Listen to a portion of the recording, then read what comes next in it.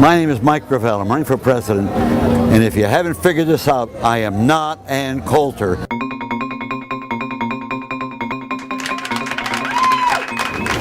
Is a national awareness. It's very difficult for the American people. They feel comfortable. They think there's prosperity. There really isn't.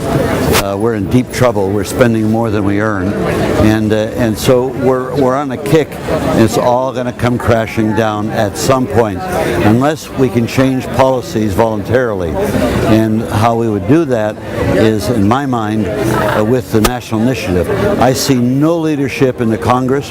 Even if I'm elected president, you have to, the president doesn't make law, the Congress makes the law. And so if the Congress is in gridlock, what can you do as president? Oh, I could do executive orders. I'll bring the take the troops out in 120 days. I'll do several other things. But the real power has to be placed in the hands of the American people. The people have to be able to vote on all the issues that affect their lives. If the people had the power to make law today, we'd have got out of Iraq last year. Right now, we suffer the danger of George Bush and Cheney wanting to invade Iran. And Hillary just voted for this day before yesterday, because that was the Lieberman Amendment, and the Lieberman Amendment was just designed to give George Bush a fig leaf. It's the Gulf of Tonkin all over again. And then the president would feel, and so the danger is not right now, because everybody's watching. Come next spring, they'll find some excuse to invade Iran. And Iran is not a threat to us, not at all. What is a threat to us is what's happening to the planet today. That's why EcoFest like this is so vitally important, because it brings about an awareness of people. And so the people that come to this, they're already aware. We're really talking to the choir. These people are already aware, otherwise they wouldn't be here. What has to happen is for this to be permeated across the country, so that Americans that are there at the various stadiums we're building around the country to make people, let me give you a statistic, they'll frighten you. We're on the way to losing our democracy. Now people say, well, that's because of George Bush. Well, George Bush is helping us, because people see this. And I don't know if you've ever heard of the frog in the water. If you take a frog and you throw it in the boiling water, the frog jumps out. Well, that's what's happening with George Bush. We know he's an idiot. We know the leadership is horrible and tragic. But now when the Democrats take over, and I'm running as a Democrat, mind you, when the Democrats take over, which is what we've had, Wall Street's running the show, the money's coming from Wall Street, nothing really benefits the people out here, and it's the control of Wall Street, the military-industrial complex, the medical-industrial complex, the security-industrial complex. There's just no end to these corporations making profits on our ignorance as a nation. Now, on stage you mentioned that you want to find corruption, follow the money. What does that mean in terms of the candidates you're running against? Well, it means that they're corrupt. What does that mean?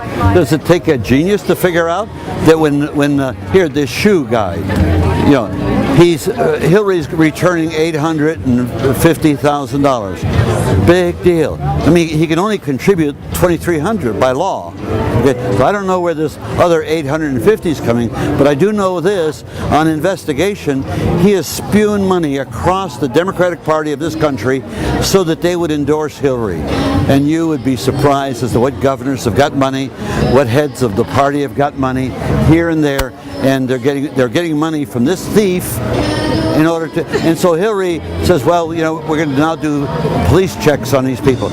He's the largest packager of money for Hillary Clinton. You don't think she doesn't know him personally? You don't think Bill Clinton doesn't know him personally? It's ridiculous. And so we know politics is corrupted by money, and so therefore those that have the most money must be the most corrupt. It's just that simple. Now back to ecology. What's the one single thing you would do in office that would have an impact on the ecology for our nation? To put a tax on carbon. Now I can't do that as president. It would have to be the Congress, and I don't think the Congress would do it. But if we empower the American people to make laws like I have other legislation to do, then the people would do it in a heartbeat. They would do it in a heartbeat.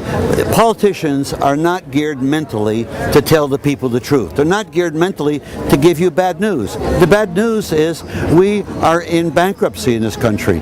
Now, Tim Russert was talking about my bankruptcies. You're right, I've been bankrupt twice. He doesn't know the particulars of it. One I was forced into because I made a foolish mistake of my word as my bond, and I signed personally, so when the corporation went down, it took me with it. And the other was a bad year that I had health-wise, and how many Americans have gone bankrupt because of a health problem? I've been there, done that, and I know their pain, and I don't have to act like Bill Clinton, like I know your pain, but I've just made $46 million in the last 6 years. There's a difference in knowing your pain. You live it, and that's one of the reasons I've been in public service all of my life, and I write and study. I'm a knowledge junkie, and I've impoverished myself to try to bring about this national initiative, a law that will permit all of you to be able to make laws just like Congress. Well, I'm sorry, I didn't mean to say the wrong thing. You can see perfectly well. You don't need the specs. Great. I love Okay. your vision. Now, in addition to the show that we're filming for today, Yeah. we also have a blog called Not Ann Coulter, and I'm wondering if you would say your name, you're running for president, and that you're not Ann Coulter. Oh God. My name is Mike Gravel. I'm running for president, and if you haven't figured this out, I am not Ann Coulter, not even close in any way, shape, or form, or intellectually. Thank you very much. Thank you. Excuse me. Thank you. Any other questions? Yes. Now you got Nancy in the frame. Here, keep this frame running. Nancy's the one who organized all of this, and so you're all beneficiaries of this, because where the beneficiary comes in is you get an opportunity to express your commitment to the planet. But that is so meager with respect to the entire nation, because this nation is put up with leadership. Here, the Kyoto Protocol is an example. We not only have not been at the table with respect to global environment, we've been hiding from it. And so another movie to tell the American people there's a problem. The people know there's a problem. There's no vehicle for you to implement the knowledge you have.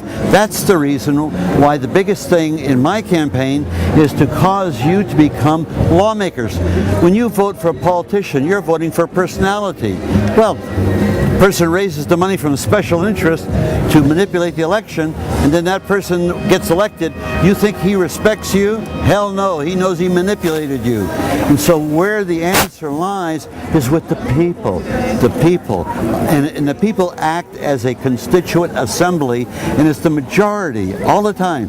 This legislation that I've written called the National Initiative, that will empower the people to make laws in every government jurisdiction of the United States. What it is changing the paradigm of human governance. That is where it's at. And once you empower the people, you won't believe the creative ability they will have to solve our problems. Here, here, let's do it. Okay. Okay, that's it. Thank you.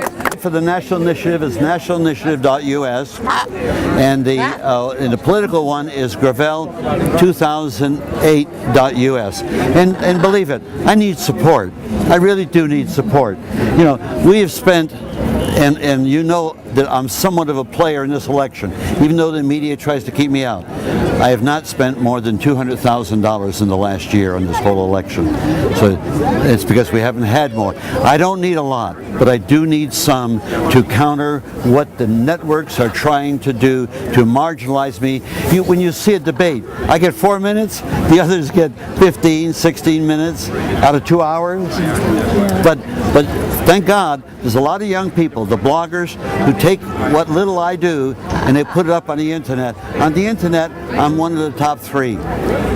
In normal polling, I'm at the bottom with the others. But keep in mind, Biden, Dodd, Kucinich, and Richardson, they've all been campaigning for a number of years. I just come out after a 25-year absence, and I'm equal with them in the polls. And one L. It's a French name, Gravel in French. My parents are from Quebec, Canada, and I'm very proud to be Franco-American. And I was born and raised in Massachusetts, and I went to Alaska to run for the Senate, and I was broke when I got there. I was driving a cab in New York City in my last year at Columbia. I worked on Wall Street as a clerk. 2 years in Columbia, and then I went up to Alaska to run for public office, and I was broke when I got there, and 12 years later I'm sitting in the United States Senate. Now, there's an old Chinese proverb, work hard and be lucky. I'm running for president, and I'm working hard, doing the best I can, but it's up to all of you to do something also. But I know that if I'm lucky, I'll be your president. And you will be lucky because you won't believe the changes I'm going to make. Thank you very much, all of you. What do you think about the relicensing of Indian Point? Pardon me? The relicensing of Indian Point, nuclear power plant? Opposed to it, opposed to it. Wait, so you may not know, I'm the guy that started the nuclear critique in the United States of America in 1969. And so at that time we had 4 plants. The plans called for 150. Well, we were able to, after 4 years, and I was able to get Ralph Nader to join the effort.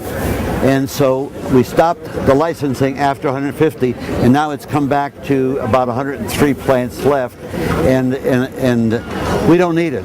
We don't need it. Wind power for the short run, and then of course you got to keep in mind the Chinese have the largest tokamak reactor in the world, and if we get on fusion, boy, it is Katie bar the door on survivability on the planet. But we need to do something now. We don't have 10 years to waste. We need to do something now. I just came back from Alaska not too long ago, and if you heard about methane, there's an automobile running on methane out there. I got to tell you, they ought to back up to permafrost and pump the methane in, because methane is releasing 100 times more pollutant than all of the human beings on the planet is releasing. Now that's what's been triggered. Is it at the tipping point? I don't know, but I know that a lot of informed scientists are concerned about it. And we don't need another situation of, just inform the people. The people have to be empowered to act on the information they get, and that's what the National Initiative is all about, is to empower you. I'll be long gone, others will be gone, and you'll be able to do the job. And you'll do a creative job. To go for the National Initiative, you have to have unreserved faith in the people. And that's where it's at. Unreserved faith in the people. Thank you. Thank you. Okay. Thank you all. We're driving to Virginia right now with my wife and our dog. And I could take one of these, but I think she won't let me. No, it's a husband and wife routine. I couldn't divorce this couple.